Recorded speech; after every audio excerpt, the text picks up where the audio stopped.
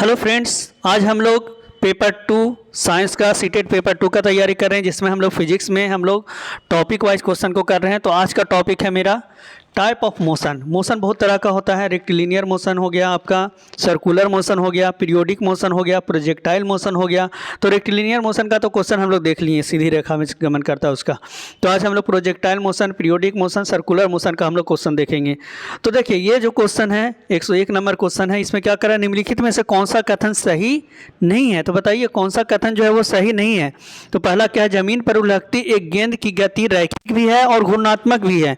देखिए, जमीन पर जो रखी एक लुढ़कती एक गेंद है, तो लुढ़क रहा है तो क्या है, रैखिक भी है और क्या है, घूर्णात्मक भी है। तो यहाँ पे क्या होगा, दोनों ऑप्शन सही होगा कि रैखिक भी होगा और क्या होगा, घूर्णात्मक भी होगा। तो ये सही है ऑप्शन बी में। क्या कर रहा है, झूले पर झूलते एक बच्चे की गति आवर्ती भी है और दोलनीय भी है। हाँ, झूले पर झूल रहा है बच्चा तो क्या होगा, आवर्ती भी होगा और दोलनीय भी होगा। वो क्या हो रहा है, एक जगह से ये फिक्स टाइम पीरियड पे फिर बीच में आ जा रहा है और दोलन भी कर रहा है। सी में क्या हो रहा है, बिजली के किसी पंखे के एक ब्लेड पर अंकित बिंदु की गति वृत्तीय भी है और आवर्ती भी है। हाँ, बिंदु ब्लेड पर एक बिंदु है, देखिए वो तो रोटेशन हो रहा है फैन का, लेकिन एक बिंदु का बात कर रहा है। तो बिंदु का जो हम पाथ देखेंगे, पंखा पर एक बिंदु, पंखे के ब्लेड पर एक बिंदु हम लोग देखेंगे, तो उस बिंदु का पाथ हम लोग देखेंगे तो वो वृत्तीय पाथ होगा, वृत्तीय पथ बनाएगा और दोबारा वही पॉइंट पे पहुंच जाएगा तो क्या होगा, आवर्ती हो जाएगा। तो सी ऑप्शन भी सही है, लेकिन गलत ऑप्शन हमको देखना है। चलिए, डी ऑप्शन क्या करें, एक सिलाई मशीन की सुई की गति दोलनीय भी है और रैखिक भी है। तो सिलाई मशीन जो होता है उसका सुई की गति ऊपर नीचे होता है। तो सिलाई मशीन ऊपर नीचे होता है, लेकिन ये आगे नहीं बढ़ता है। उसका सुई आगे कौन बढ़ाता है, जब हम लोग सिलाई करते हैं तो आगे की ओर कौन बढ़ाता है, सीधा रेखा में। तो नीचे एक रुखड़ा जैसा लगा रहता है, उसके कारण वो आगे पीछे होता है। तो यहाँ पे ये दोनों गति है, रैखिक भी है और दोलनीय भी है, ये गलत है। तो ऑप्शन नंबर डी यहाँ पे सही है, मतलब ये स्टेटमेंट क्या है, गलत है। तो ये सीटेट 2022 का पूछा हुआ क्वेश्चन है, तो आप देख सकते हैं। चलिए अगला क्वेश्चन पे चलते हैं। चलिए अगला क्वेश्चन है सीटेट 2019 का पूछा हुआ क्वेश्चन है, निम्नलिखित में से गलत कथन को पहचानिए। कौन सा कथन है वो गलत है, वो आपको पहचाना है। तो पहला क्वेश्चन क्या कर रहा है, प्रकाश की गति सरल रेखीय गति है। हाँ, प्रकाश सीधी रेखा में गमन करती है। सितार के कर्तिस तार की गति दोलन गति है। हाँ, जो सितारा का जो तार होता है वो क्या होता है, दोलन गति होता है। सभी आवर्ती गतियाँ वृत्ताकार गतियाँ होती है। नहीं, ये कैसे हो सकता है, झूला हम लोग झूलते हैं तो वृत्ताकार थोड़ी होता है। तो कोई ज़रूरी नहीं है कि सभी आवर्ती गतियाँ क्या होगा, या पेंडुलम की गति है तो ये सब क्या आवर्ती गतियाँ होगा, वृत्ताकार होगा, ये कोई ज़रूरी नहीं है।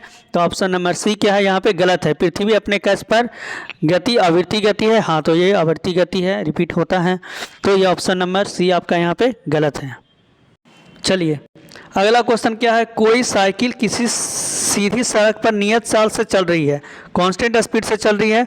तो साइकिल के पहिए दर्शाते हैं वृत्तीय और आवर्ती गति। नहीं, वृत्तीय और आवर्ती गति, वृत्तीय गति तो होता है, वो तो सर्कुलर पाथ पे चलता है अपना, वो ये होता है। लेकिन आवर्ती गति है, क्योंकि वो अगर साइकिल खड़ा करके हम लोग और वो क्या करें, सिर्फ पैडल को घुमाएंगे तब वो आवर्ती गति हो जाएगा, लेकिन वो आगे की तरफ चल रहा है तो आवर्ती गति नहीं होगा।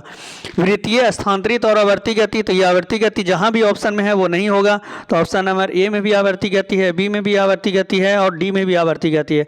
इसका मतलब ये तीनों ऑप्शन नहीं होगा, तो ऑप्शन नंबर सी होगा, वृत्तीय और स्थानांतरित गति, ये दोनों होगा आपका।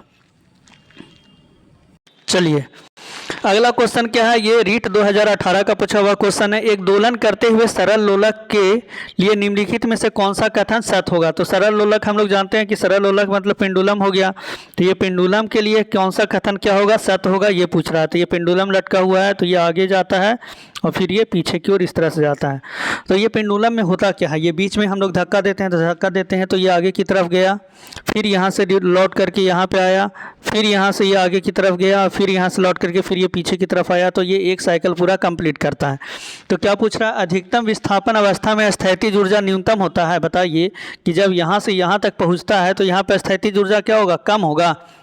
नहीं, सबसे ज़्यादा स्थितिज ऊर्जा यहाँ पे होता है, बीच में गतिज ऊर्जा ज़्यादा होता है, और यहाँ पे जब मैक्सिमम पॉइंट पे पहुँचता है अधिकतम विस्थापन पे, तो वो क्या होता है, उसका जो है वो काइनेटिक एनर्जी जीरो हो जाता है, लेकिन स्थितिज ऊर्जा जो होता है पोटेंशियल एनर्जी वो ज़्यादा हो जाता है, क्योंकि वहाँ पे हल्का सा रुकता है 1 इंस्टेंट के लिए, फिर वो पीछे की तरफ लौटता है। तो ये गलत है। बी ऑप्शन में क्या कर रहा है, अधिकतम विस्थापन अवस्था में स्थितिज ऊर्जा अधिकतम होता है। हाँ, तो ये बी नंबर ऑप्शन आपका क्या होगा, करेक्ट होगा। मध्य अवस्था में गतिज ऊर्जा न्यूनतम होता है, तो ये गलत है, ये सी ऑप्शन गलत है। डी ऑप्शन मध्य अवस्था में स्थितिज ऊर्जा अधिकतम होता है, तो ये भी गलत है। तो ऑप्शन नंबर बी आपका यहाँ पे क्या है, करेक्ट है। तो ये रीट 2018 का पूछा हुआ क्वेश्चन था। चलिए नेक्स्ट क्वेश्चन क्या करें, एक कण में सरल आवर्त गति में त्वरण होता है, तो त्वरण जो होता है वो कहाँ पे अधिक होता है वो बोल रहा है। तो यहाँ पे जो होता है वो अधिकतम किस अवस्था में होता है, कहाँ पे त्वरण अधिक होता है, तो यहाँ पे क्या होगा, हमेशा शून्य होता है, हमेशा स्थिर होता है, संतुलित अवस्था में उच्चतम होता है, चरम अवस्था में अधिकतम होता है। तो ये देखिए चरम अवस्था में क्या होता है, अधिकतम होता है, ये आपका आंसर होगा।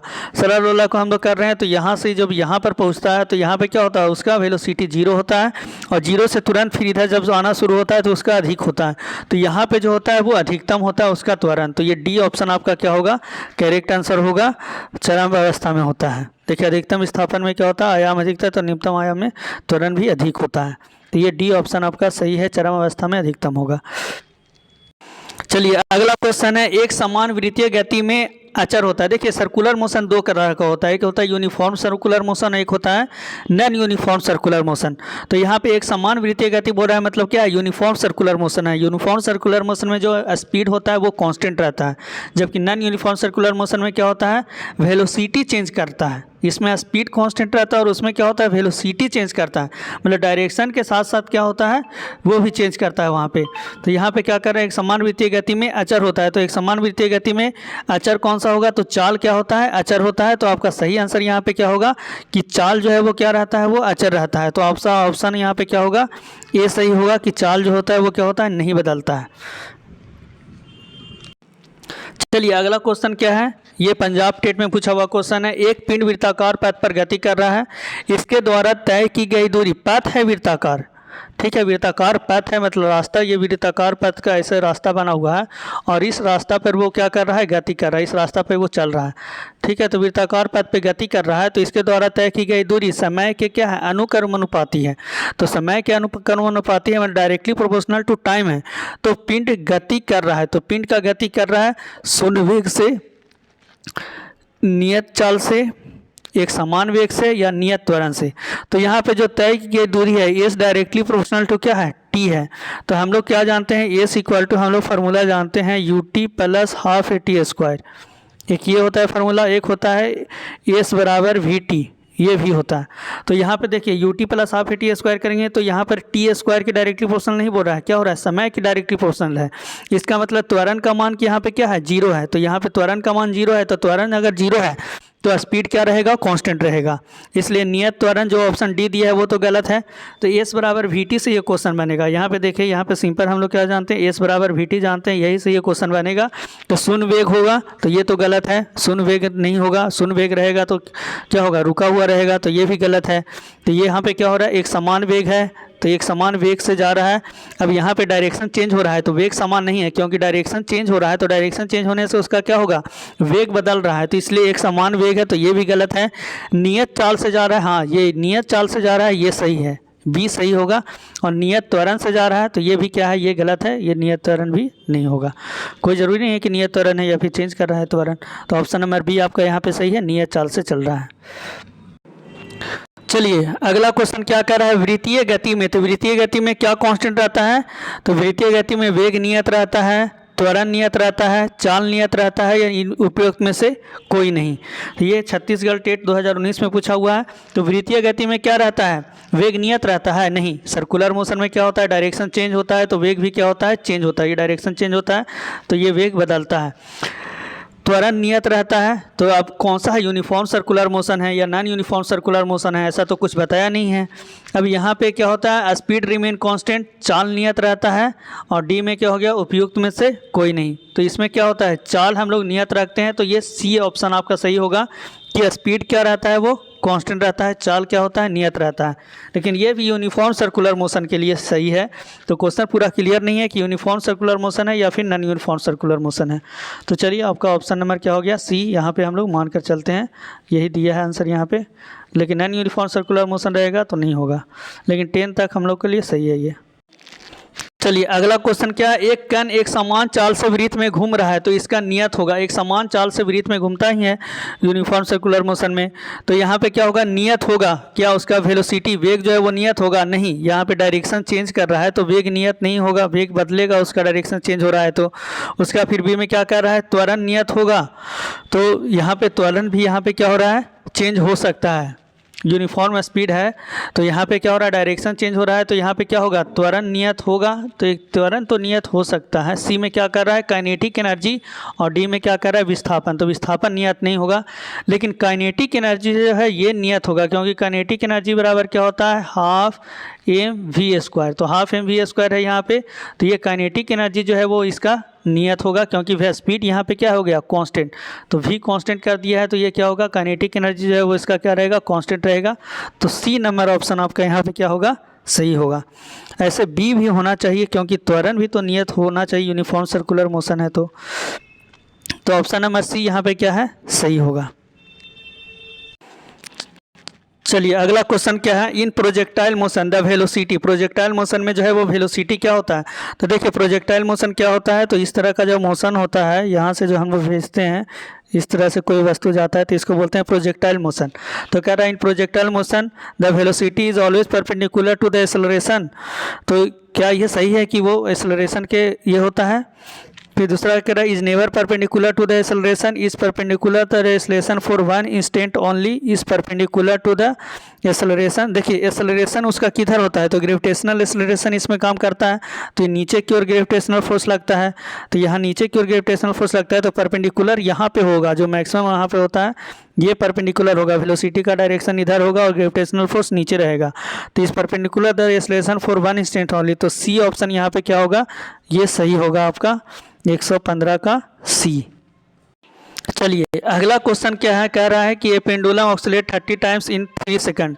कोई लोलक 3 सेकंड में 30 दोलन करता है, तो नीचे दिए गए कथनों में सही कथन को चुनिए। तो इसका आवर्तकाल और आवृत्ति, तो दो तरह का पॉइंट है, आवर्तकाल और आवृत्ति। तो आवर्तकाल क्या होता है, आवृत्ति क्या होता है, ये हम लोग समझते हैं। तो यहाँ पे क्या होता है, 30 सेकंड में 30 दोलन करता है, कितना सेकंड में, 3 सेकंड में करता है। तो एक दोलन करने में जो समय लगता है उसी को हम लोग आवर्तकाल बोलते हैं। तो एक दोलन करने में जो समय लगता है उसको हम लोग आवर्तकाल बोलते हैं। तो यहाँ पे देखिए, यहाँ पे हम लोग एक एक नियम से बनाएंगे, तो एक एक नियम से बनाएंगे तो क्या होगा, तो 30 दोलन यहाँ पे कर रहा है, तो 30 दोलन कर रहा है तो क्या होगा यहाँ पे,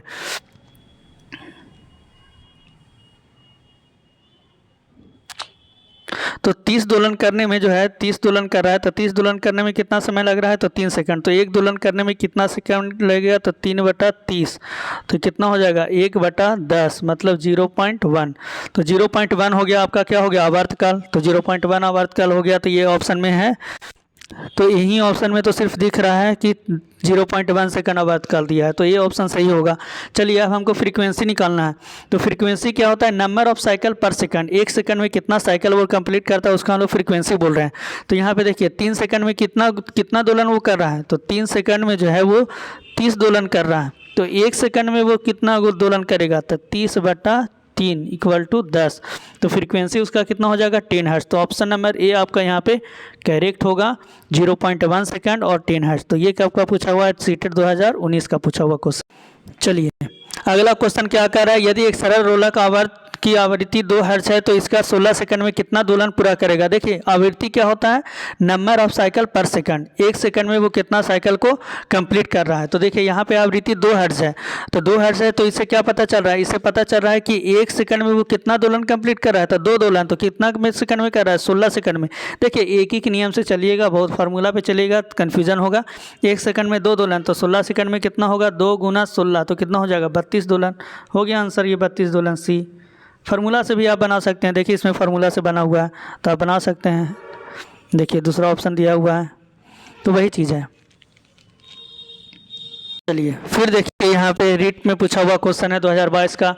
यदि एक सरल लोलक 20 दोलन पूरा करने में 40 सेकंड लेती है तो सरल लोलक का आवर्तकाल कितना होगा। तो आवर्तकाल क्या होता है, नंबर ऑफ साइकिल, एक साइकिल को कंप्लीट करने में जितना टाइम लगता है उसी को हम लोग आवर्तकाल बोलते हैं। तो देखिए यहाँ पे 20 दोलन पूरा कर रहा है कितना सेकंड में, तो 40 सेकंड में। तो एक नियम हम लोग करेंगे कि 20 दोलन कंप्लीट कर रहा है 40 सेकंड में, 20 दोलन कंप्लीट कर रहा है कितना सेकंड में, तो 40 सेकंड में। तो एक दोलन कितना सेकंड में कंप्लीट करेगा, तो क्या करेंगे 40/20, तो यहाँ पर क्या होगा 2 सेकंड। तो 2 सेकंड हो गया इसका आवर्तकाल। तो ए नंबर ऑप्शन यहाँ पे क्या हो गया करेक्ट, 2 सेकंड। चलिए अगला क्वेश्चन है सीटेट 2021 का पूछा हुआ क्वेश्चन है। क्या कर रहा है, एक सरल लोलक में निम्नलिखित में से कौन सा परिवर्तन लाने से उसका आवर्तकाल क्या हो जाएगा, बढ़ जाएगा। तो आवर्तकाल हमको क्या करना है, बढ़ाना है। तो कौन सा परिवर्तन लाने से उसका आवर्तकाल है वो बढ़ जाएगा। तो आवर्तकाल का फॉर्मूला क्या होता है सिंपल पेंडुलम का, तो T = होता है 2π√L/g। T π√L/g होता है। ये फार्मूला को आप रट लीजिएगा, इसी पे बहुत सारा क्वेश्चन है आपका है। तो पहला कह रहा है कि लंबाई में वृद्धि करने पर, तो यहाँ पे हम लोग को क्या करना है, आवर्तकाल क्या करना है, बढ़ाना है। तो हाँ, अगर हम लोग लंबाई अगर बढ़ाएंगे यहाँ पे तो लंबाई बढ़ने से क्या होगा, आवर्तकाल बढ़ जाएगा। तो ये सही है। बी, आयाम में वृद्धि करने पर, तो ये नहीं है। Decrease in the mass of the Bob, तो मास से रिलेटेड है ही नहीं है, मास है ही नहीं फार्मूला में।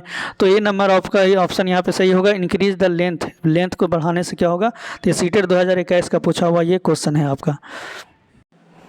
चलिए अगला क्वेश्चन क्या कर रहा है, यदि एक सेकंड दोलक की लंबाई 1/3 कर दी जाए तो उसके दोनों का आवर्तकाल होगा। देखिए सेकंड जो होता है इसका जो आवर्तकाल होता है वो 2 सेकंड होता है। तो 2 सेकंड यहाँ पर होता है। सेकंड दोलक का आवर्तकाल 2 सेकंड होता है, ये आपको याद रखना होगा।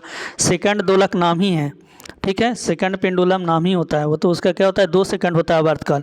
तो इसके दोलन का आवर्तकाल होगा, क्या कर रहे हैं कि इसकी लंबाई को 1/3 कर दे रहे हैं। तो 1/3 अगर हम लोग लंबाई को कर दे रहे हैं तो T = क्या होता है 2π√L/g, मतलब time period directly proportional to √L।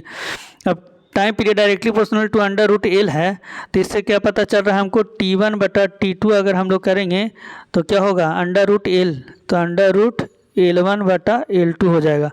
तो यहाँ पे हम लोग क्या कर रहे हैं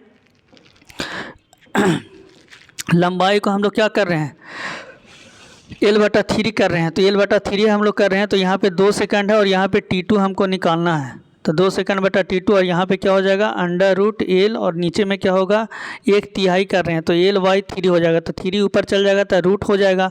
तो यहाँ पे क्या हो जाएगा 2/T2 = क्या हो जाएगा √3 हो जाएगा। 3 ऊपर चल जाएगा तो यहाँ पे क्या होगा √3 हो जाएगा। T2 2/√3 हो जाएगा। तो 2/√3 कहाँ पे है, तो ऑप्शन नंबर सी है, इसमें 2/√3 है। तो 98 का क्या होगा, सी ऑप्शन होगा 2/√3।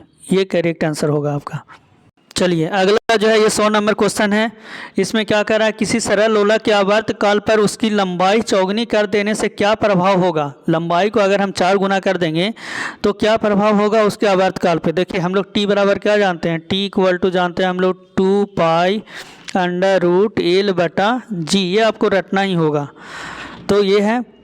अब उसकी लंबाई को क्या कर रहे हैं 4 गुना कर रहे हैं। तो लंबाई को अगर हम लोग T' निकालते हैं तो लंबाई को अगर हम लोग क्या कर रहे हैं 4 गुना कर रहे हैं। तो 4 गुना कर रहे हैं तो 4 का रूट बाहर आएगा तो 2 आएगा।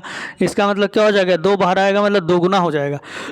तो यहाँ पे क्या होगा बी नंबर ऑप्शन आपका सही होगा, 2 गुना हो जाएगा। उसका आवर्तकाल जो है वो कितना होगा 2 गुना हो जाएगा।